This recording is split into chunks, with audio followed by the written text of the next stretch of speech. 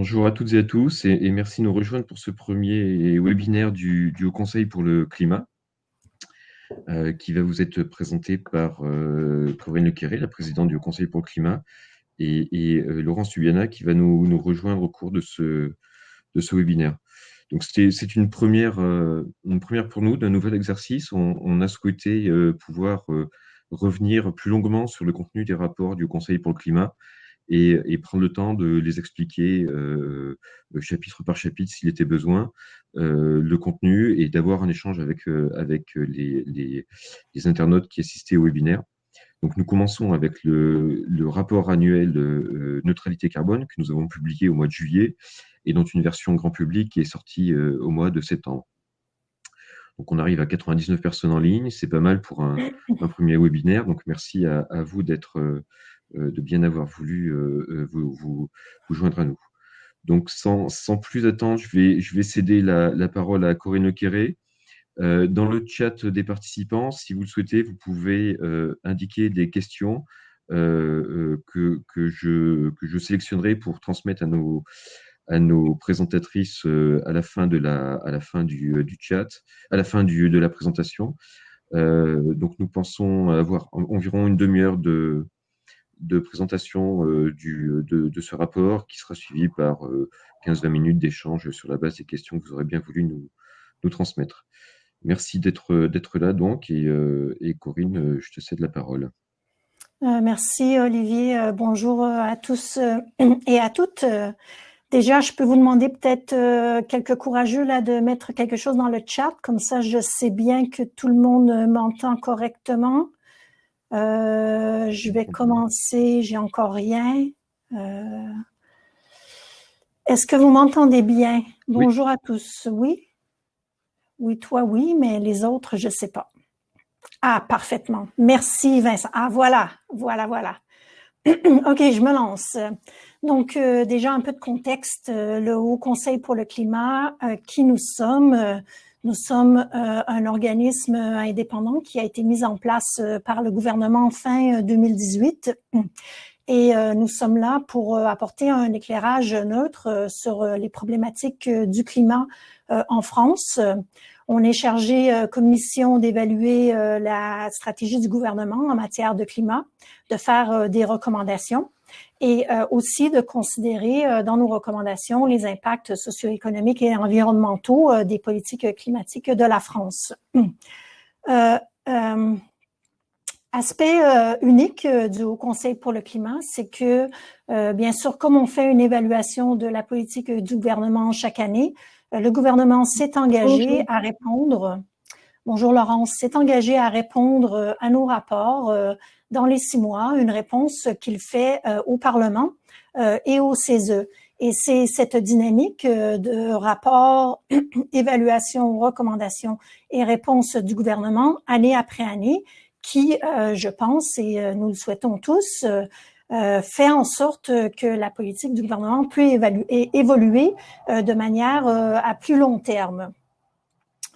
Donc, nous sommes, comme je disais, un organisme indépendant. Les membres sont, juste un instant, voilà. Un petit peu trop vite. Voilà, donc les membres sont choisis pour leur expertise en matière de climat. Donc, ce n'est pas un groupe de représentation, mais c'est un groupe d'experts avec des experts en sciences climatiques, en économie, en agriculture, en transition énergétique. Et j'ai avec moi aujourd'hui Laurence Tubiana qui vient d'apparaître là, qui va aussi commenter en milieu et en fin de présentation.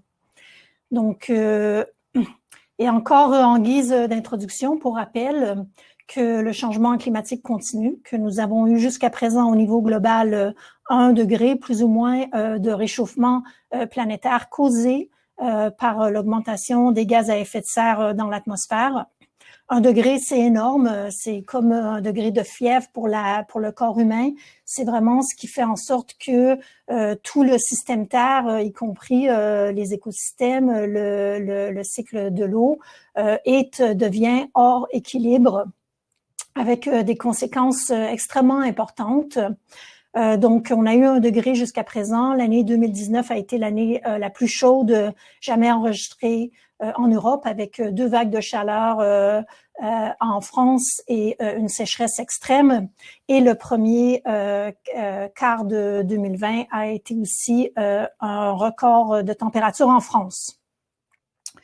Donc, pour répondre au changement climatique, donc pour arrêter le réchauffement, il faut que les émissions de gaz à effet de serre, donc nos rejets, soient ramenés à zéro, donc à la neutralité carbone. Et donc, il ne suffit pas de ralentir les émissions, mais il faut vraiment bien arriver à la neutralité carbone. Et ça, la neutralité carbone, c'est en fait, en pratique, ça veut dire que partout où on peut réduire nos émissions à effectivement zéro, on doit le faire. Et là où on a des émissions résiduelles, par exemple dans l'agriculture ou dans l'aviation, on doit compenser ces émissions à l'aide de puits de carbone, tout en sachant que les puits de carbone sont limités et sont aussi fragilisés par le réchauffement climatique. Donc, tout ça en guise de contexte. Et du coup, pour commencer avec l'évaluation de la stratégie, de la trajectoire en France, donc pour l'année 2019 seulement, les émissions ont diminué de 0,9% par année, donc ce qui est environ la même chose que sur la période du premier budget carbone, où on avait vu une réduction d'environ 1% pareil, alors que les objectifs annuels prévus dans la stratégie nationale bas carbone révisée sont actuellement de 1,5% de réchauffement par année. Donc, le rythme de réduction des émissions en France actuellement est trop faible, à savoir qu'il doit s'accélérer pour arriver à un objectif de réduction de 3% par année annuellement dès 2024-2028 sur la période du deuxième budget carbone. Donc, la France, en fait, a un objectif de neutralité carbone en 2050, comme plusieurs grands pays, donc, dont le Royaume-Uni. Depuis hier, le Japon, et Laurence Toubiana va vous parler de l'Europe dans quelques minutes.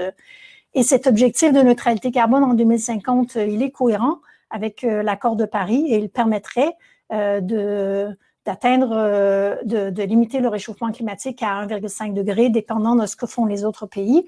Mais du coup, dans la pratique, dans l'atteinte des objectifs que la France s'est fixés, donc on n'y est pas. Donc les objectifs sont bons, mais la trajectoire elle-même en pratique n'arrive pas à suivre jusqu'à présent. Voilà. Du coup, les 4 grands secteurs émetteurs ont des problèmes à atteindre leurs objectifs. Et dans la deuxième partie de ma présentation, je vais aller en détail dans chacun de ces 4 grands secteurs. Mais avant de discuter des transformations structurelles qui sont nécessaires dans ces secteurs, je vais passer quelques minutes pour parler de la baisse des émissions que l'on vient d'observer, et d'ailleurs, elle n'est pas encore terminée, pendant la crise du COVID-19. Les mesures de confinement, vous n'êtes pas sans le savoir, ont engendré une baisse sans précédent des émissions de gaz à effet de serre. Donc, sur la période de janvier à mai 2019, on estime que la baisse des émissions a été de 13% en France. Et cette baisse, elle est principalement due à la baisse du transport routier. Donc, le fait qu'on soit tous plus ou moins confinés, on prend moins la voiture et c'est ces émissions qui sont principalement responsables de la baisse des émissions en France. Donc, 2/3 provient du transport routier. Lorsque les mesures de confinement, ça c'était du coup dans la période qui était très, très intense au niveau du confinement. Aussitôt les mesures du confinement levées, on revient à nos habitudes précédentes, ce qui est normal parce que cette baisse, elle n'est pas causée par des changements structurels. On a les mêmes routes, les mêmes voitures, les mêmes systèmes de chauffage et donc c'est simplement un changement de comportement forcé qui a causé cette baisse en réduction. Ce n'est pas une mesure structurelle à long terme d'accompagnement qui a été mise en place, bien sûr, bien évidemment. Donc, on est sujet maintenant à un rebond en émissions à la fin de la crise à cause déjà de la levée des mesures de confinement, mais aussi, et on va en parler vraiment beaucoup en détail, dû ou suite aux incitatifs économiques, aux plans de relance qui vont mettre des investissements dans l'économie très, très importants. Au niveau international, on voit exactement la même chose, c'est-à-dire une baisse très, très importante au niveau mondial des émissions qui est aussi sujette à un rebond. Donc, cette baisse, elle est temporaire, elle est marginale. C'est une baisse de une année. Ce n'est pas une baisse soutenue d'année en année qui permettrait d'atteindre la neutralité carbone. Et donc, on voit ici les tendances année après année. Donc, la baisse du COVID-19 cette année sur toute l'année pourrait être de environ 9%, ce qui est un peu plus que ce qu'on voit dans une année où on a un hiver particulièrement doux, par exemple. Pardon. Donc, vu l'importance des investissements qui vont être mis en place pour la sortie de crise du COVID, en fait, c'est pour cette raison que nous avons axé notre rapport 2020 sur presque entièrement, en tout cas sur la première moitié du rapport de l'évaluation annuelle, entièrement sur le plan de relance et qu'est-ce qu'il pouvait mettre en place pour essayer d'aligner la sortie de la crise du COVID avec aussi des mesures qui faciliteraient l'atteinte de la neutralité carbone. Et nous avons en même temps publié un rapport spécial du COVID-19 déjà très, très tôt dans la crise. Et on voit effectivement trois choses, donc soutenir les transformations structurelles, réorienter les investissements et aussi évaluer les mesures de reprise et les suivre dans le temps pour s'assurer qu'elles donnent effectivement les résultats escomptés. Je vais maintenant laisser la parole à Laurence pour amener les deux crises sous le même volet et nous parler un peu du niveau européen avant de reprendre la main et de partir secteur par secteur. Laurence, à toi.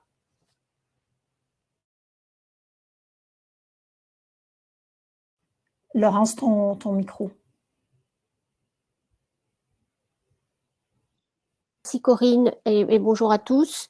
En effet, il nous est apparu, à nous comme à beaucoup d'autres, des similarités entre cette crise sanitaire et la crise du climat, même si les temporalités évidemment en sont différentes. Mais en pratique, les causes structurelles sont quand même assez proches. On a beaucoup discuté évidemment des impacts, des empreintes sur la biodiversité, les écosystèmes naturels, des activités humaines et donc la perméabilité de nos sociétés aux transmissions de maladies d'origine animale. Donc c'est l'urbanisation évidemment, mais c'est aussi le modèle de développement en général qui à la fois évidemment accentue les émissions de gaz à effet de serre, le profil d'émissions, l'intensité aussi carbone de nos activités et des pratiques de mobilité et de consommation, toutes de façon similaire, vont dans l'empreinte toujours plus forte sur le milieu naturel et les perturbations dans ce milieu naturel. Alors, il y a eu beaucoup de réflexions sur ce développement des maladies d'origine animale qui sont liées à notre modèle de développement et au fond, on ne peut pas ne pas voir le lien entre du point de vue des causes. Système agricole en particulier, évidemment, empreinte sur la forêt, empreinte sur les écosystèmes en général. C'est vrai aussi que les inégalités sociales, on a vu la force, j'y reviendrai tout à l'heure, qui a été aussi très fort et très similaire, ce qui m'a paru très similaire, c'est la faible prise en compte des lanceurs d'alerte. La crise du Covid, elle est modélisée, elle est analysée depuis longtemps, d'une manière par les scientifiques. Les lanceurs d'alerte eux-mêmes, comme on le sait, ont été écoutés très très tard et même, je dirais, évidemment très tard en Chine, mais aussi finalement très tard quand on voit arriver la crise dans nos pays. Il y a une difficulté de croire à ces signaux d'alerte et la première réaction, c'est celle du déni ou du délai ou penser que ça ne va pas être aussi grave pour nous, entre guillemets. Ça a été particulièrement vrai, évidemment, dans l'arrivée du Covid en Europe, où malgré les signaux déjà très manifestes de la crise en Chine, on a eu un retard de réponse. Ça révèle aussi notre vulnérabilité, notre besoin de résilience. C'est-à-dire, dans les deux cas, il nous faut anticiper. On ne peut pas se protéger ou atténuer les effets du changement climatique. Déjà, l'atténuer lui-même demande beaucoup d'organisation et un délai dans le temps, puisque en plus ces émissions de gaz à effet de serre restent dans l'atmosphère. Mais c'est comprendre la gestion des risques, c'est s'organiser pour ça. Ça veut dire évidemment gérer la fragilisation des côtes, c'est gérer les sécheresses ou les événements extrêmes. Mais c'est donc se demander qu'est-ce que c'est qu'un système économique résilient à tous les niveaux, au niveau local, au niveau des activités économiques. Et là, on a vu comment la crise du Covid désorganisait incroyablement les chaînes de valeur, nos systèmes de distribution, des choses qui peuvent être ou qui sont d'ailleurs très similaires quand il y a des événements extrêmes liés au changement climatique. Et enfin, je parlais tout à l'heure et tout de suite dans les causes structurelles parce que c'est à la fois une cause et une conséquence. Les inégalités sociales sont vraiment, on l'a vu dans la crise du Covid, notamment sur les enjeux alimentaires, la sévérité de l'épidémie dans les zones les plus fragiles, notamment dans les zones urbaines les plus polluées, où la pollution de l'air a évidemment fragilisé les organismes des personnes vivant, notamment les capacités respiratoires des personnes vivant dans les zones polluées et ont aggravé les symptômes du Covid. Mais plus généralement, l'accès aux soins, l'accès à des soins à temps, la couverture sociale, parfois aussi la disponibilité du système de santé. On voit que les inégalités sociales, elles frappent incroyablement le résultat de la crise sanitaire et elle le fait déjà et elle va le faire évidemment encore plus sur les enjeux, enfin les crises climatiques. Rappelons-nous les grandes tempêtes en Floride, ces images terribles où on a vu les quartiers les plus pauvres évidemment à la fois délaissés et ceux qui étaient les plus exposés. Alors c'est aussi un enjeu international important parce que de fait on ne peut pas gérer la crise Covid et vous l'avez vu dans les tout débuts de la réaction à cette crise. Il y a eu une tendance un peu, d'ailleurs probablement naïve, notre pays d'abord, on peut s'en sortir d'abord en essayant de mobiliser chaque pays les ressources, les masques, les ventilateurs, que sais-je, et puis ensuite d'essayer de fermer les frontières. Et en pratique, on s'en est vite aperçu, ça a été le cas notamment en Europe, très vite, que l'idée du chacun pour soi était une stratégie totalement inefficace et dangereuse. Et le climat, on le voit aussi, il est très important de faire bien sûr le travail chacun chez soi, et comme il faut le faire sur les systèmes de santé, la prévention, la traçabilité, les tests, etc., dans la crise sanitaire, mais autant en pratique, ni le virus, ni le changement climatique ne pourront être gérés s'il n'y a pas de coopération internationale. Alors, c'est le cas évidemment pour cette histoire des soins et des vaccins. C'est l'idée des informations, c'est l'idée d'écouter les lanceurs d'alerte de façon internationale, mais c'est aussi évidemment de penser que la coopération internationale, elle doit être au centre de notre réponse aux enjeux. Alors, je voudrais juste, sans être trop longue, du coup, faire le lien avec ce qui s'est passé ou ce qui va se passer en Europe. Alors, face à cette crise sanitaire d'abord, économique et sociale immédiatement après, évidemment, la crise s'est enclenchée très vite puisque les activités ont été à l'arrêt de façon extrêmement brutale. Évidemment, l'enjeu européen a été de plusieurs niveaux. D'une part, la solidarité en matière de santé et ensuite de créer les bases d'une solidarité économique. Juste avant le déclenchement de la crise du Covid, les pays européens s'étaient accordés sur une réorientation de l'économie européenne pour en fait être cohérent avec l'objectif des émissions net zéro en 2050. Et c'est ce qu'on appelait donc le pacte vert européen. avec en perspective l'augmentation de l'objectif climat en 2030, et en reconnaissant que avant la crise du Covid déjà, et évidemment encore plus au cœur de cette crise et de ses prolongements, on voyait bien que le budget européen, ce qui est vraiment les ressources communes, est évidemment tout à fait insuffisante pour répondre à la crise économique, surtout et en même temps en répondant à l'enjeu climatique qui est resté, malgré la crise et malgré les atermoiements dont on pourra discuter plus tard, est resté la feuille de route collective pour l'Europe des 27. Et donc, avec un enjeu sur le budget consacré au climat trop faible, donc tout l'effort que l'ensemble du budget, au moins 30%, soit consacré à la lutte contre le changement climatique, qu'il n'y ait pas de budget qui aille à des activités qui soient néfastes pour le changement climatique. C'est encore évidemment en discussion, mais c'est ça l'orientation, ce qu'on appelle le do no harm. Et ensuite, l'importance de l'articulation du plan européen avec les plans de relance nationaux. Et aujourd'hui, donc tous les pays présentent leur plan de relance progressivement à Bruxelles pour pouvoir bénéficier des ressources européennes, soit enfin, les différentes catégories du fonds de transition, de la nouvelle génération des fonds européens. Il y a plusieurs catégories de ces fonds, mais avec l'idée qu'il faut qu'il y ait une cohérence. Et c'est très important. Ce fait que le climat, la lutte contre le changement climatique dans cette crise suppose qu'on mette les ressources au bon endroit et que ce soit cohérent à la fois du point de vue national et du point de vue européen, l'un et l'autre faisant levier. Et c'est vraiment ce sujet de cohérence qui nous habite au Conseil pour le climat. Et je vais évidemment maintenant laisser Corinne justement expliquer secteur par secteur et pourquoi entre les secteurs, le message que nous faisons passer du Haut Conseil au gouvernement et aux différents acteurs économiques et sociaux, c'est qu'on ne peut pas lutter contre le changement climatique dans un domaine seulement ou avec un outil seulement. Il faut une cohérence des objectifs et des moyens. Et il faut en plus anticiper pour pouvoir justement organiser la réponse dans le temps. Je t'en prie, Corinne. Merci, Laurence. Donc, effectivement, là, à cause de son importance, la crise du COVID-19, ou en tout cas les réponses à la crise, pourrait avoir une importance structurelle importante, positive, pour essayer de accélérer justement l'atteinte de la neutralité carbone.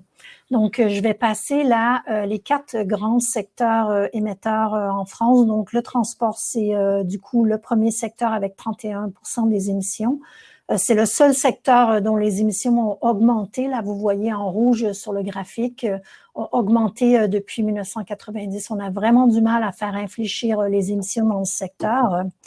Et donc, on voit bien que le premier objectif de la stratégie nationale bas carbone, donc la SNBC, c'est vraiment la feuille de route pour l'atteinte de la neutralité carbone en France. Et le premier objectif sur la stratégie nationale bas carbone a complètement été manqué, à la fois avec le niveau, mais aussi avec la tendance, c'est-à-dire que les émissions de ce secteur des transports ne diminuent pas récemment. Et là, du coup, les problèmes viennent de l'augmentation de la demande en particulier et du retard par rapport à l'électrification du parc. Pour ce qui est de la SNBC revisée, donc le gouvernement a revisé plus tôt cette année, donc vous voyez en vert, je ne sais pas si vous voyez ma souris, vous voyez en vert la tendance revisée des objectifs de la stratégie nationale bas carbone, et on voit que en fait la courbe s'est fait repousser dans le temps, mais que la pente, elle accélère. Et clairement, si on rate nos objectifs, du coup, ça veut dire et que l'objectif à long terme reste le même, ça veut dire qu'il faut aller plus rapidement vers cette neutralité carbone plus tard et que le problème reste dans son entier. Donc, pour essayer de orienter les choix du plan de relance, mais en fait, c'est aussi des choix, on peut dire, ça s'applique aussi à long terme. Nous avons fait un exercice d'analyse de bénéfices de différentes mesures. Là, je vous montre les mesures pour le transport. Et on a fait cette analyse en 5 catégories en regardant 5 volets. Donc, le premier volet, c'est la pertinence et la rapidité de déploiement de chacune de ces mesures. Donc, parce que pour les investissements de sortie de crise, c'est important qu'on puisse mettre les mesures en place le plus vite possible. Le deuxième volet, c'est l'atténuation pour les émissions de gaz à effet de serre. Donc, est-ce que cette mesure-là, elle va effectivement faire réduire les émissions tout de suite? Le troisième volet, c'est un peu la même chose, mais à long terme. Est-ce qu'on a besoin de ces investissements? Par exemple, le rail ne fera pas réduire les émissions immédiatement beaucoup, mais on en a vraiment besoin à long terme pour l'atteinte de cette neutralité carbone. Et les deux dernières colonnes sont les bénéfices directement pour la santé, donc la création d'emplois et la santé et la société en général. La création d'emplois, vraiment, c'est le but principal, en fait, du plan de relance ici, évidemment. Et le dernier bénéfice sur le bien-être, en fait, la santé, les inégalités et les vulnérabilités. Et ce que l'on voit, vous verrez aussi si vous ouvrez le tableau dans son ensemble, c'est qu'en fait, il y a vraiment beaucoup de mesures qui permettent d'atteindre plus d'un objectif à la fois et que d'essayer justement de mettre les objectifs de la sortie de crise du COVID et de la réponse au changement climatique dans un même, dans un même effort, en fait, fait sens. Et donc, du coup, en ce qui concerne le transport lui-même, donc il y a le développement des véhicules et des infrastructures électriques sont importants pour l'atteinte de la SNBC. Les politiques et les infrastructures urbaines de transport doux, donc la marche et le vélo aussi, très important. Et aussi, il y a des bénéfices en matière de santé. Et finalement, le rail ressort aussi comme étant important, comme je disais plus tôt, pour l'atteinte de la neutralité carbone à un peu plus long terme. À part le secteur du transport, on a 3 secteurs qui chacun émettent 18 à 19% des émissions. Donc là, je vais les faire un après l'autre. Donc du coup, le premier, c'est le secteur des bâtiments, du bâtiment. Et ce secteur couvre les résidentiels et le tertiaire. Et on parle beaucoup, là, principalement, c'est les émissions qui proviennent du chauffage des bâtiments. Et on voit aussi dans ce secteur, c'est aussi le deuxième secteur avec les transports qui a vraiment raté, en fait, son budget indicatif sur la période de la SNBC1. Donc, on voit bien un écart entre la courbe rouge et la courbe bleue ici. Et donc, les objectifs ont été du coup largement dépassés, même si dans le cas du secteur du bâtiment, on voit bien que ici, à obtenir des baisses en émissions année après année. Simplement, ces baisses sont moins ambitieuses que les baisses attendues par rapport à la trajectoire de la neutralité carbone. Donc ici, l'effort vraiment a besoin d'être mis sur l'augmentation des mesures qui pourraient livrer plus de réduction en émissions. Notre analyse des co-bénéfices a aussi identifié plusieurs mesures de sortie de crise. La rénovation énergétique du bâtiment a des bénéfices sous tous les angles et pourrait avoir un effet pro-climat très, très important sur les mesures de reprise et donc agir dans ce secteur de façon structurelle est source elle a un triple enjeu, un enjeu, une reprise économique, un enjeu de réduction des inégalités aussi et de lutte contre le changement climatique. Par contre, les problèmes liés à la rénovation du bâtiment sont nombreux et existaient déjà avant la crise. On parle de temps long, faible capacité de financement des ménages et de manque d'incitation et d'accompagnement. Et donc, pour être efficace en mesure de crise, les mesures de reprise pourraient se concentrer au début sur les sous-secteurs qui ont déjà été mis en place et qui ont des processus efficaces. Par exemple, l'habitat social, les grands bâtiments tertiaires privés ou les programmes de l'ANA. Et du coup, ça permet de débloquer les blocages dans les autres secteurs, en particulier dans le résidentiel privé. Au Conseil pour le climat, nous sommes en cours de finalisation d'un rapport sur la rénovation énergétique du bâtiment que nous allons publier d'ici environ 2 semaines, dans lequel on propose beaucoup de détails sur les mesures à mettre en place.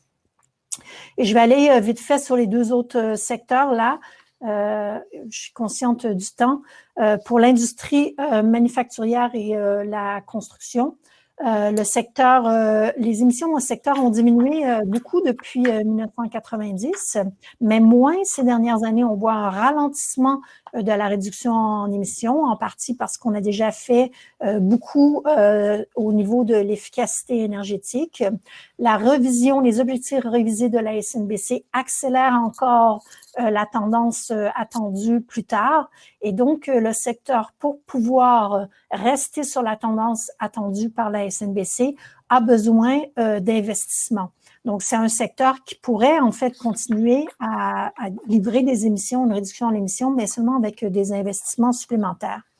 Et les mesures de soutien du gouvernement pour réviser l'efficacité énergétique et l'électrification, ainsi que la recherche et le développement des procédés industriels bas carbone, par exemple l'hydrogène, le stockage de carbone, comme c'est fait en partie dans le plan qui a été maintenant publié, et l'innovation des matériaux comme le ciment ou l'acier. Du côté de l'énergie, là, je ne vais pas en parler, je ne vais pas montrer le tableau, mais on a aussi identifié le déploiement des énergies renouvelables qui soutiennent la stratégie bas carbone. Finalement, dernier secteur dont je vais parler aujourd'hui, l'agriculture.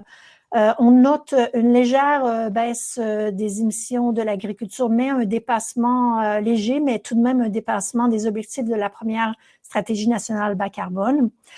Par contre, même si il y a une baisse légère par le passé, le secteur n'est pas engagé sur la trajectoire de la neutralité carbone et il doit vraiment se préparer fondamentalement parce que les réductions dans ce secteur sont difficiles. Il y a toute une série de mesures à mettre en place pour engager ce secteur, à commencer par la valorisation du stockage du carbone dans les sols, l'élaboration de la stratégie des protéines végétales qui est en cours, le développement des pratiques agro-agricoles pour l'élevage et la modification de l'offre des produits alimentaires dans les objectifs de santé publique. Pour les mesures de sortie de crise, il s'agit ici de préserver et d'augmenter le stockage de carbone dans les sols cultivés, les prairies, les zones humides, qui, en plus d'enrichir les sols, permettent l'adaptation au changement climatique, en plus des autres mesures dont je viens de mentionner. Et ces mesures doivent bien sûr se faire en anticipation de la politique agricole commune de l'Union européenne. Et je vais maintenant repasser la parole à Laurence, en fait, pour parler de remettre tout ça ensemble, s'il te plaît, Laurence. Merci, Corinne. Alors, du coup, évidemment, tout le monde, enfin, les uns et les autres, au Conseil, mais vraiment partout dans la société, ont été conscients du fait que les investissements massifs, l'endettement tout à fait considérable auquel les différents gouvernements, et en particulier le gouvernement français, a décidé de lancer pour répondre à la crise économique, évidemment, ont des conséquences à long terme sur l'orientation de l'économie. Et que ensuite ces fonds disponibles aujourd'hui ne seront pas évidemment indéfiniment reproductibles, d'où l'importance des choix à court terme de ce plan de reprise par rapport à cette stratégie bas carbone et le décalage que Corinne a mentionné. Alors, en particulier, il nous a paru très important, c'est aujourd'hui difficile encore de faire complètement, évidemment, l'état des lieux sur le plan de relance. Les premières réflexions publiées dans notre rapport étaient avant, évidemment, l'ensemble de mesures qui ont été déployées depuis, y compris le projet de loi de finances de 2020 pour 2021. Mais il nous a paru vraiment important de signaler qu'il n'y a pas de dépenses, au fond, neutres pour le climat. Il y a des dépenses ou des investissements qui, au fond, sont positifs, et ceux-là peuvent être clairement identifiés, mais il y a aussi des effets de verrouillage. d'actifs carbonés qui peuvent paraître neutres dans certains points, mais qui sont aussi parfois, eux, clairement des actifs carbonés qui sont incompatibles avec la transition. Vous vous souvenez, on a eu beaucoup de débats sur qu'est-ce qu'on fait avec le secteur aéronautique ou automobile, par exemple. Est-ce que on les soutient tels quels ou est-ce qu'on les soutient dans la perspective d'une transformation de leur modèle économique? Deuxième chose, c'est orienter les investissements, donc ne pas verrouiller, ça c'est vraiment très important et c'est une discussion tout à fait qui se révèle partout en Europe. Un deuxième temps, évidemment, c'est orienter les investissements publics et privés vers les projets bas carbone, puisque, encore une fois, ce secteur se développe, mais trop vite, trop doucement. Les impacts, enfin, en tout cas, l'évolution de notre conformité par rapport à des stratégies bas carbone, qui, encore une fois, a du mal à réaliser vraiment la neutralité carbone en 2050. Donc, on voit que la pente de réduction d'émissions doit s'accentuer profondément après, notamment 2025. Et donc orienter ces investissements au fond en montrant qu'il y a une raison d'être à ces investissements dans le secteur bas carbone. Il y a des fortes synergies entre l'objectif économique, la création d'emplois, la rapidité de déploiement et climatique. Et là, je peux dire que il y a un débat encore dans l'économie française, enfin parmi les cercles d'économistes. Certains pensent que les investissements vers bas carbone, ils ont un impact à long terme, à moyen terme et en tout cas pas à court terme. Et donc, pour le Haut Conseil, c'est important de contrer cet argument pour montrer qu'il y a des effets, il y a une synergie aussi à court terme, ce qui justifie que une priorité importante soit donnée à ces investissements dans les projets bas carbone tout de suite. Ensuite, il nous paraît vraiment une condition d'évaluer ces plans, d'utiliser cette stratégie bas carbone, nationale bas carbone, comme un cadre de référence pour évaluer l'ambition et la mise en œuvre des mesures.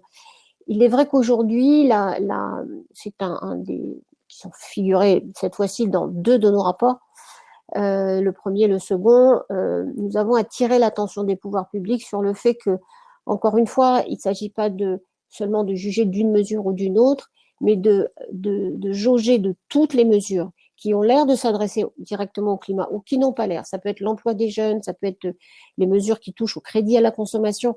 En quoi ceci, si on les passe à travers la grille de lecture de la stratégie nationale bas carbone, est-ce que c'est cohérent ou c'est pas cohérent? Et ce qui nous semble être vraiment un point extraordinairement important à mettre en place réellement dans la définition des politiques économiques, que ce soit à court terme et à plus long terme.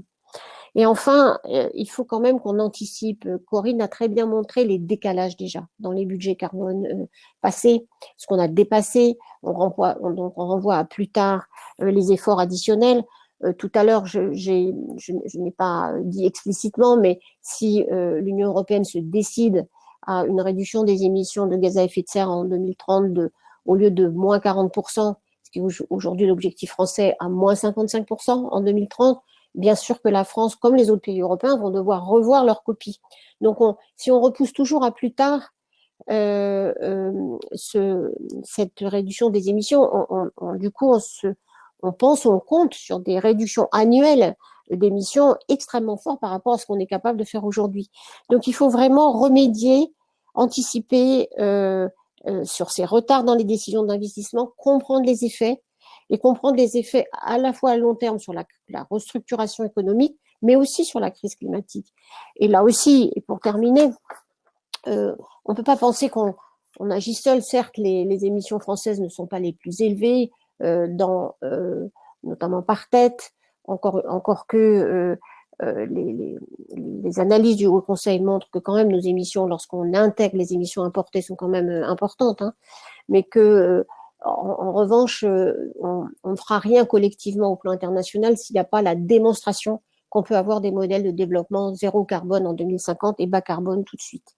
Donc, voilà un peu nos alertes que nous avons voulu formuler et je suis sûre qu'on va être heureuse de répondre à vos questions. On a été un peu long, désolée. Merci Laurence, merci Corinne pour cette présentation presque exhaustive au moins des 2 premiers chapitres de notre rapport annuel et puis ce retour sur le rapport que nous avons publié pendant le confinement. Je crois que votre intervention a suscité pas mal de questions. Donc je les ai notées. Je vais essayer de les rassembler par grand thème et par synthèse. Alors pour commencer avec les thèmes un peu plus généraux, il y a des interrogations sur le fait qu'on a agi assez vite et assez fort sur le Covid. Et ça semble à nos participants avoir été plus vite et plus fort que pour le climat. Donc pourquoi est-ce qu'on a agi plus vite pour le Covid que pour le changement climatique? Est-ce que ça veut dire que les membres du gouvernement ne sont pas conscients du problème et des conséquences à venir du changement climatique? Est-ce qu'il y a est-ce qu'il y a un déni? Est-ce qu'il y a une impuissance?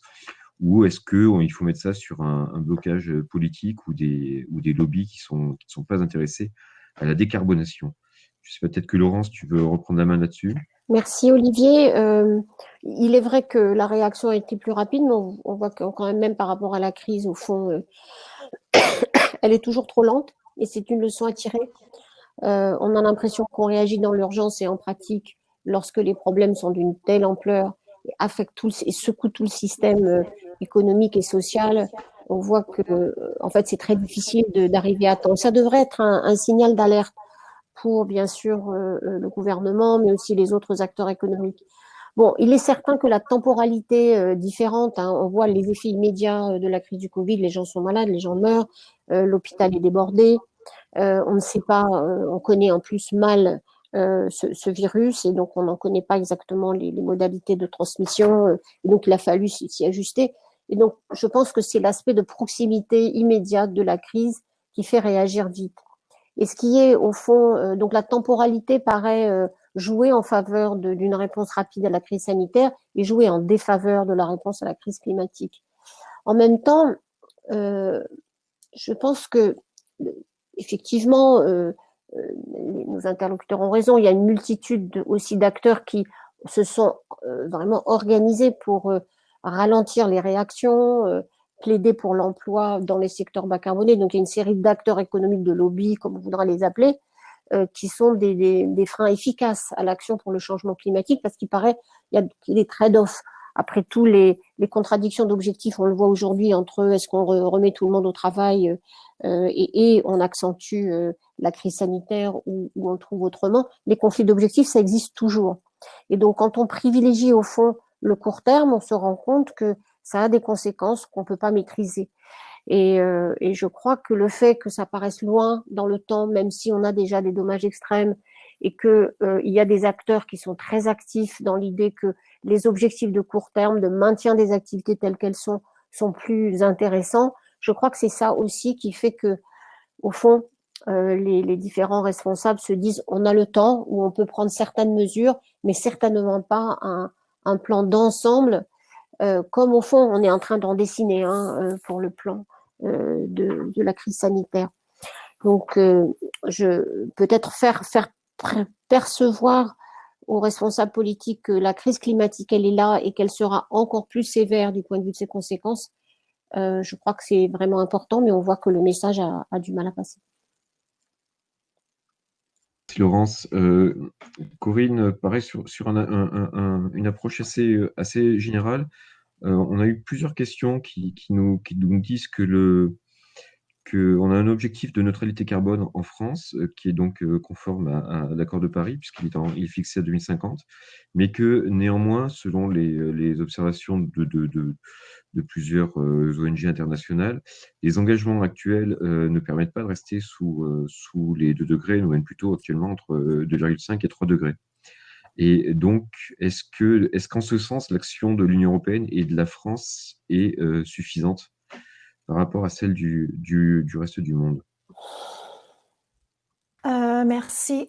Donc, quand on regarde la trajectoire globale qui est cohérente avec limiter le réchauffement climatique à entre 1,5 et 2 degrés, on se rend compte qu'il faut que les émissions de CO2 seulement pour le 1,5 degré atteignent la neutralité carbone en 2050 et pour tous les gaz à effet de serre, c'est vers 2070. Donc, l'atteinte de la neutralité carbone en France, elle se trouve à être pour les émissions territoriales, 20 ans avant la trajectoire globale correspondante au 1,5 degré. Après, il faut dire, il y a toute une série de jugements qui va derrière ce qu'on pense qui est la responsabilité de la France en termes de fardeau global, disons. Donc, si l'atteinte de la neutralité carbone tout gaz en 2070, c'est ce qu'on a besoin de faire globalement, avec beaucoup d'hypothèses d'accord sur les puits de carbone, etc. Maintenant, il faut distribuer déjà l'objectif entre pays. La France a la capacité d'agir, la France a une responsabilité historique très importante, donc elle devrait faire tout ce qu'elle peut en fait pour arriver à la neutralité carbone le plus vite possible. C'est ce qu'on pourrait dire qui est juste pour la France. Donc après, il faut regarder de l'autre côté quelle est la capacité de la France à agir le plus vite possible, qui soit faisable dans un niveau, une dynamique en considérant l'état des choses actuelles, la capacité d'agir aux gens et à la société. Et du coup, avec les informations qu'on a aujourd'hui, considérant la dynamique internationale actuelle, et le fait que plusieurs pays s'alignent avec une neutralité carbone tout gaz à effet de serre 2050, en fait, c'est une position qui est raisonnable pour la France au jour d'aujourd'hui. Maintenant, il y a tout l'aspect sur les émissions importées et donc l'empreinte carbone qui est en fait plus importante que les émissions territoriales de la France et sur lequel nous avons publié un rapport là tout récemment où on engage, où on invite la France, comme on l'avait déjà fait dans notre rapport 2019, à s'engager aussi sur une stratégie pour réduire son empreinte carbone qui implique un nombre de mesures assez différentes des mesures qu'elle doit prendre, ou complémentaires, je dois dire, pour les mesures qu'elle doit prendre sur le territoire français. En fait, là, j'ai perdu le fil de quelle était la question exactement. J'ai ajouté beaucoup d'éléments, mais juste pour dire que je pense que ce qui est très important pour le moment, c'est vraiment de se focaliser sur changer le rythme de la baisse des émissions tout en engageant les transformations structurelles qui ne sont pas engagées en ce moment. Donc, vraiment, plutôt que de se focaliser sur les objectifs, je pense de vraiment mettre les efforts effectifs sur essayer de augmenter le rythme et effectivement, si l'Union européenne augmente son objectif de 2030 pour une réduction de moins 55%, de aussi essayer d'aller avec cet objectif plus ambitieux. Donc, je ne parle pas ici d'une recommandation, mais je parle d'accélérer plus même encore que la SNBC2. Merci Corinne. En fait, tu as anticipé une question qui venait après au sujet de l'empreinte carbone et du rapport émissions importées, donc je ne reviendrai pas vers toi tout de suite. J'ai une question encore assez générale qui était posée de plusieurs manières différentes. Je vais peut-être me tourner vers Laurence là-dessus. C'est sur la corrélation entre les émissions de gaz à effet de serre et le PIB, et donc la possibilité de concilier les notions de relance et de croissance dont on aurait besoin pour la sortie de crise de la Covid, et puis de trajectoire vers la neutralité carbone. Alors, sur le découplage de la croissance économique et des émissions, un certain nombre de pays, dont la France d'ailleurs, plus modestement, montré que c'était possible, en tout cas dans une certaine limite. Évidemment, l'exemple suédois, la plupart du temps, est cité, où on voit un net décrochage entre les émissions de gaz à effet de serre en maintenant un taux de croissance régulier relativement élevé, souvent un peu plus élevé d'ailleurs que la croissance française. Mais il y a un débat ensuite sur un peu le contenu de cette croissance. Bon, d'abord, comme Corinne vient de le dire, ce découplage entre émissions et croissance économique s'est fait aussi en délocalisant une bonne partie des activités polluantes. Les émissions importées françaises, enfin notre émission par tête, c'est plutôt 11 tonnes par an et pas du tout les 5 ou 6, enfin On est donc relativement dans une consommation, des émissions par tête relativement élevées à cause de ces émissions importées, évidemment très différentes, la moitié des émissions sur notre sol. Donc cette autre moitié, on la compte pas évidemment dans le découplage suédois, danois, français, etc. Donc première chose, il faudrait sûrement en tout cas, parce que dans notre croissance économique, c'est aussi l'évolution de notre consommation, et cette consommation, elle a exporté ces émissions originelles. Il y a une vraie réflexion de fond sur, aujourd'hui, c'est ça qui fait d'ailleurs deux étages dans la réflexion économique. D'une part, il nous faut relancer la croissance pour pouvoir faire quelque chose sur l'investissement, ce qui est dans le cadre un peu du fonctionnement du système actuel est sûrement vrai, c'est-à-dire que on crée de la valeur, on la distribue d'une certaine façon. Il y a aussi le fait que on s'interroge peu sur la nature et la composition de cette croissance économique. Et cela, on voit que si on n'arrive pas à réfléchir et à revaloriser des consommations qui ne soient pas liées aux émissions de carbone, mais qui soient des consommations d'une autre nature, préserver les espaces naturels et en profiter, préserver des consommations, aller vers des consommations non matérielles, en gros, choisir entre la forêt et changer son iPhone 3 fois par an. Bon, j'exagère un peu, tous les 2 ans. Il y a quelque chose sur la conception de la croissance qui, elle, est une question complètement ouverte. Il y a des tenants des deux côtés. Il nous faut de la croissance comme elle est, et après, on va progressivement la verdir.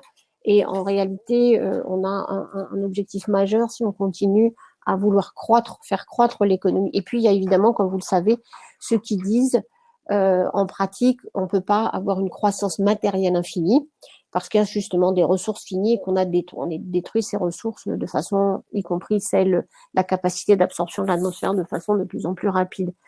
Donc là, le Haut Conseil, évidemment, n'a pas on est loin comme beaucoup d'autres, d'avoir une réponse claire. Mais d'une part, le découplage aujourd'hui, avec les outils d'aujourd'hui, est possible et il peut s'accélérer. Mais deuxièmement, il faut avoir une réflexion, d'où la réflexion sur les émissions importées, sur les modèles de consommation, ce qu'il faut promouvoir, sur ce que d'ailleurs la Convention des citoyens pour le climat a mis beaucoup l'accent. Enfin, il y a évidemment des limites au modèle de croissance économique tel qu'on le connaît. Je rebondis justement, je te conserve pour répondre à une autre question qui va directement dans la continuité de ce que tu viens de nous dire. C'est justement, on nous demande s'il y a des mesures qui sont suggérées par le HCC qui sont ainsi transversales, comme par exemple les incitations à la sobriété, l'éventuelle régulation de la publicité, etc. Et quelle est l'approche du HCC là-dessus, et si on va creuser, si on en attend quelque chose. Alors, on n'a pas encore eu le temps je parle sous contrôle de Corinne et d'Olivier qui, évidemment, organisent tout notre programme de travail. On n'a pas eu le temps de faire l'évaluation des mesures proposées par la Convention, mais il y a des choses qui nous ont frappé sur d'abord la vision assez proche, sur beaucoup de domaines, les bâtiments, les transports, ce que a présenté Corinne se retrouve complètement dans les recommandations de la Convention. Mais il y a cette notion de sobriété sur lequel il faut travailler d'une façon économique pour montrer que c'est pas la fin de l'économie, mais c'est au contraire une meilleure économie.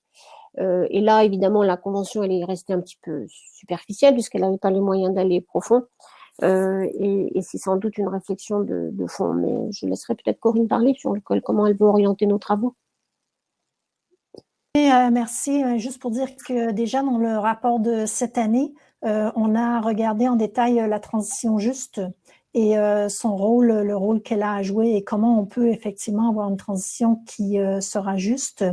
Et c'est effectivement le sujet du prochain webinaire du Haut Conseil pour le climat. Donc, on a d'autres problématiques là qui ont été soulevées dans nos débats en Haut Conseil qu'on n'a pas encore priorisé. Par exemple, le rôle de l'éducation est une de ces problématiques. On a regardé aussi le rôle des régions qui n'est pas tout à fait transversal, mais qui coupe beaucoup de problématiques, qui n'est pas non plus sectorielle. Et en fait, au niveau des régions, on a aussi un chapitre complet là-dessus dans notre rapport annuel actuel. Donc, je pense que quand on regarde, là, ce qu'on essaie de faire, en fait, peut-être pour vous dire peut-être plus largement, c'est que là, on est en place depuis 2 ans, on a publié 2 rapports annuels, plusieurs autres rapports plus petits, et on essaie d'aller doucement mais fermement vers des mesures qui sont de plus en plus précises, et vous le verrez d'ailleurs dans notre rapport. Déjà dans notre rapport sur les importations, les mesures étaient plus détaillées, et dans notre rapport bâtiment, elles étaient aussi plus détaillées. Et à l'intérieur du rapport, là, on voit aussi des mesures transversales, comme par exemple la formation, comme par exemple le soutien des filières d'approvisionnement, etc. Donc, c'est au niveau de ce genre de rapport où on va intégrer les mesures transversales. Ce qu'on n'a pas encore détaillé, c'est effectivement comment on fait le suivi de ce genre de mesures. C'est plus complexe, les indicateurs sont peut-être moins évidents, et du coup, je pense que dans notre rapport annuel de l'année prochaine, on va essayer d'évoluer vers un suivi qui est pas simplement focalisé vers les secteurs, mais qui englobe une plus grande partie transversale. Les finances, c'est un autre de ces aspects. Donc, voilà, donc une réponse pas très détaillée parce qu'on n'a pas une stratégie, en fait, pour les mesures transversales, mais effectivement, elles sont importantes, on le reconnaît, et on les inclut là à l'intérieur de nos analyses, qui, en tout cas, les prochaines qui vont sortir de manière imminente. Merci. On a encore beaucoup de questions qui tombent sur tous les sujets, et il ne nous reste que 5 minutes pour terminer.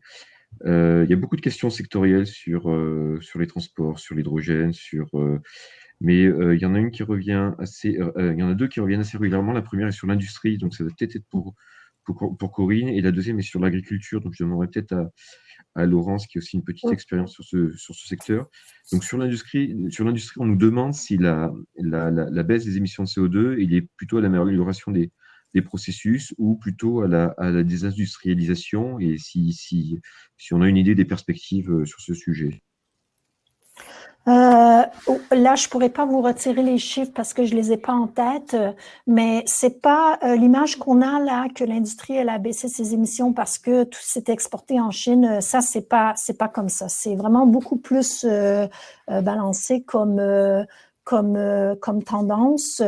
Je sais pas les chiffres exacts pour la France. Je sais que pour le Royaume-Uni, où je connais une analyse plus précise qui existe, il y a que 30% de la baisse en émissions de l'industrie qui est due à l'exportation de l'industrie à l'étranger. En fait, l'industrie, elle est comme secteur, elle est vraiment très bonne pour implémenter des mesures d'efficacité énergétique, parce que dans le domaine de l'industrie, ça veut vraiment dire une amélioration ça veut dire un bénéfice monétaire.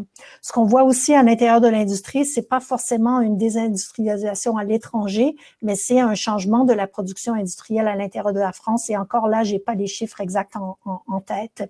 Dans l'industrie est très diverse comme secteur. Donc, on parle beaucoup d'industrie dans son ensemble, mais là, on a beaucoup de différents types d'industries qui ont réduit leurs émissions ou pas pour des raisons différentes.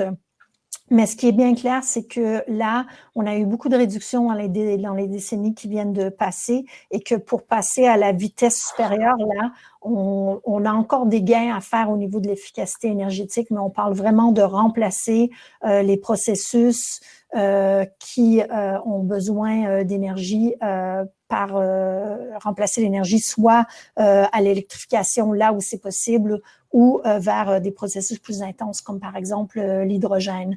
Donc, on a aussi un programme d'investissement en recherche et développement à faire là pour faire passer tout le secteur à la vitesse supérieure. Je peux peut-être juste glisser un mot là sur, parce qu'on a parlé d'importation, et en fait aussi au niveau des entreprises qui incluent certaines entreprises industrielles, on recommande là dans notre rapport d'importation de vraiment regarder comment les entreprises françaises peuvent servir de levier pour essayer de faire réduire l'empreinte carbone de la France tout au fil de sa chaîne d'approvisionnement, ce qui veut dire aussi par implication les émissions associées aux produits français qui sont produits à l'étranger. Merci Corinne. Laurence, pas mal de questions qui nous interrogent sur la la PAC, sans surprise, la politique agricole commune. Et a priori, on pense qu'elle est en ligne avec les objectifs climat les nôtres et ceux de l'Union européenne? Ben, et puis je vais vous quitter rapidement parce que j'ai justement une réunion sur la préparation de Glasgow et où on voit que l'agriculture est un vrai sujet. Elle n'est pas en ligne pour l'instant, clairement pas. Elle est aujourd'hui un peu avec deux piliers, comme vous savez, hein, qui essayent de, entre autres, hein, il y a beaucoup de développement territorial et pas dans le développement territorial de promouvoir des pratiques agricoles qui utilisent moins d'intrants chimiques, moins d'énergie et qui permettent aussi au sol qui permettraient aussi au sol d'être plus fertile et donc de stocker davantage de carbone, de réformer les méthodes d'élevage. C'est encore un pan minoritaire de la PAC et on l'a vu là, il y a des débats furieux à Bruxelles sur la réorientation de la politique agricole commune. Donc on n'y est pas encore et c'est sans doute, comme l'a dit Corinne, le secteur qui a le plus, c'est à la fois difficile, même s'il y a aujourd'hui des solutions et des pratiques qui peuvent tout à fait réduire l'impact en termes d'émissions et surtout aussi apporter une contribution au stockage du carbone, notamment dans les sols. Évidemment, éviter la déforestation dans certaines zones où cette question se pose. Mais c'est un secteur qui a, et j'en parle en connaissance de cause, puisqu'on a mis très longtemps dans la négociation climat à l'introduire. Il y avait un blocage complet de pays comme l'Argentine, la Nouvelle-Zélande ou même l'Australie. Et aujourd'hui, c'est un des sujets. Et je pense que le secteur va devoir un peu réviser ses fondamentaux. Et je crois que c'est en lien aussi avec l'évolution de la consommation alimentaire, le fait que, à la fois sur le plan de la santé comme du plan du climat, on voit qu'il faut qu'on modère notre consommation de protéines animales, qu'il faut consommer moins de viande, élever d'une autre façon. Et là, encore une fois, il y a beaucoup de débats sur les modèles. Donc, on est en plein dans le début d'une discussion sur l'agriculture et son rôle par rapport au climat. Mais maintenant, en tout cas, la discussion est lancée et d'ailleurs, même au Conseil, on commence à y réfléchir sérieusement. Voilà. Merci Laurence, et puis si tu dois nous quitter, merci d'être intervenu. Et peut-être alors juste un petit point, c'est que normalement, si tout va bien, un des premiers rapports de 2021 publié par le HCC devrait concerner la question de l'agriculture. Donc on travaille dessus actuellement. Corinne, juste une dernière question pour clôturer, parce qu'on est à un petit peu plus d'une heure de diffusion. On a plusieurs questions qui nous demandent est-ce qu'on est satisfait de la réponse du gouvernement? Qu'est-ce qu'on en pense? Est-ce qu'on trouve ça encourageant? Donc, si tu veux bien conclure là-dessus.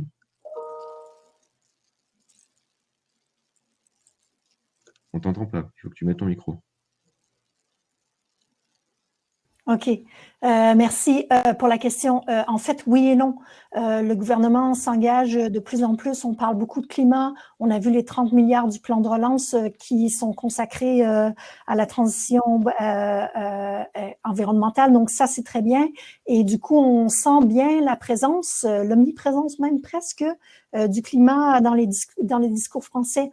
Par contre, la lenteur des actions, là, du coup, non, en fait, pas vraiment à la hauteur, dans le sens où on a beaucoup d'attentes, on a déjà, le gouvernement s'est engagé sur beaucoup de fronts.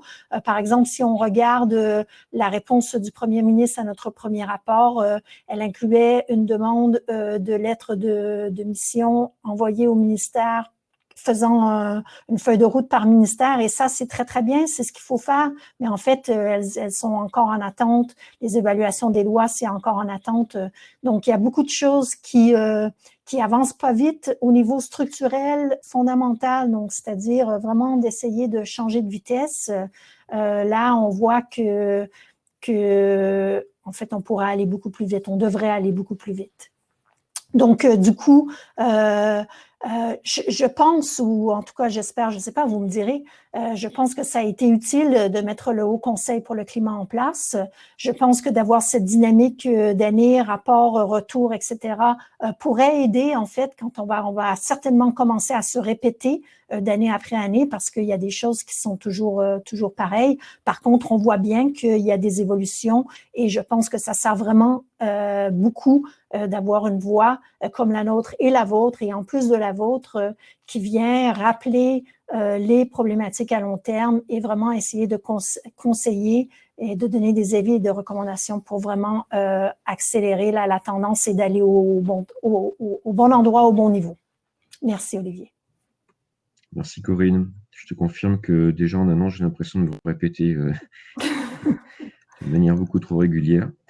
Très bien, mais nous arrivons à la fin de notre diffusion. Donc, merci à toutes et tous de bien avoir voulu y participer. On espère que cette première édition vous aura satisfaite. On va renouveler l'expérience et, si possible, améliorer pour présenter la suite du contenu du rapport annuel. Donc, la prochaine session qui aura lieu le 5 novembre à 9h30 cette fois, non pas à la pause méridienne, mais à 9h30 le matin.